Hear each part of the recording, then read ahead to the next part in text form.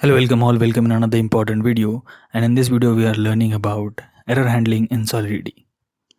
So, unlike any other programming language, Solidity also provides different methods to handle errors and exceptions in your code. So, these are the 5 methods that we can use in Solidity to handle those errors.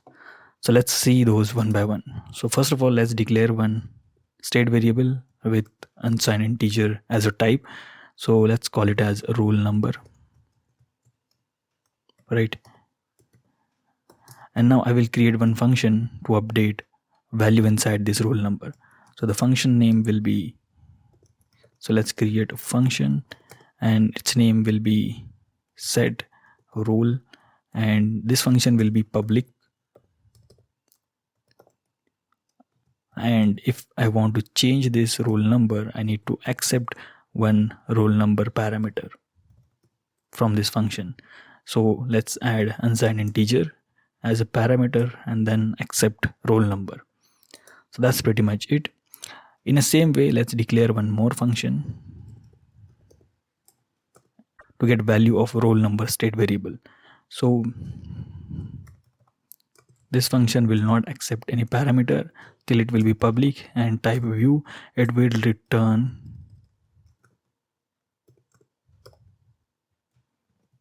unsigned integer. Okay, so let me return roll number. That's pretty much it. Now we have two functions. One is to set value inside this existing state variable, and another one is to get value of that state variable. Let me deploy this contract, and if I can see here, if I try to change any state variable, we can see those changes here. But now what if I want to add a few checks on this roll number? So I want roll number greater than 0 always. Now let's use this same condition inside else block as well. So whatever the variable that I will receive here, even if it is 0, I will update that in the roll number state variable. And then after that I will use assert. Okay, so initially let's pass false inside this assert. So as you can see here, assert accepts boolean parameter. So if we pass false, and entire transaction will get reverted. So let's try this out. Let me deploy this.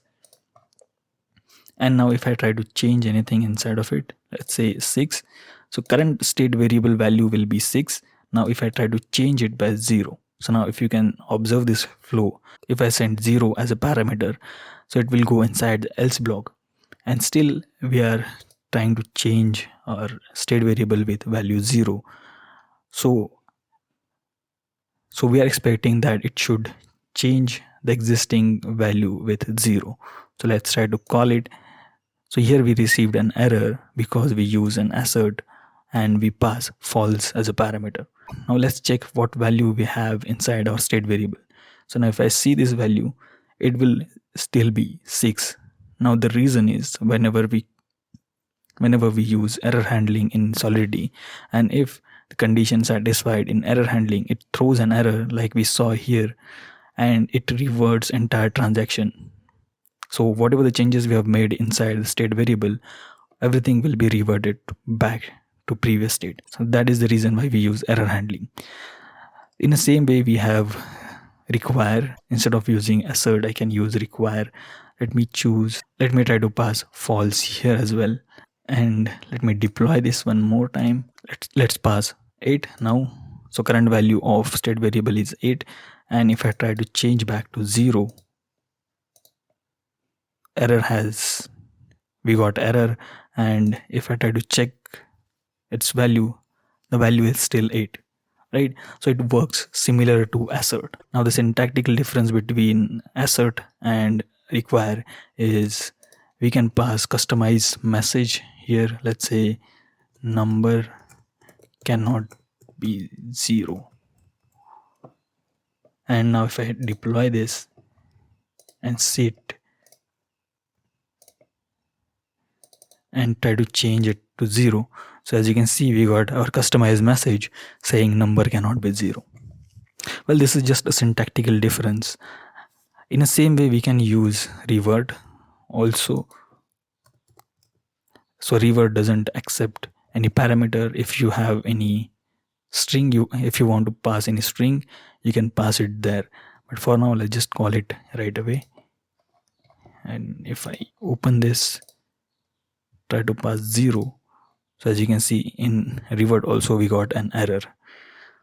So all these methods works in a similar way and gives an error. So now question might have arisen in your mind, although this gives same functionality, it provides same functionality, why there is multiple error handling methods in Solidity.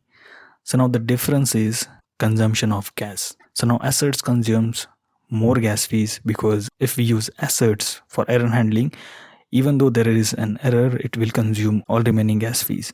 While at the other hand, if we are using require, it will consume gas fees up to this point, and remaining gas fees will get refunded in our account.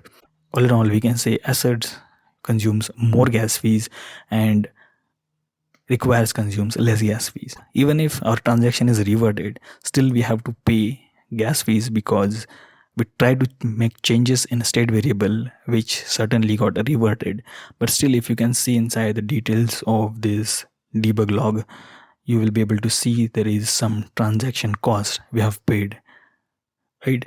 To see this one more time, let me go back inside this addresses and let's choose any account which has 100 ethereums.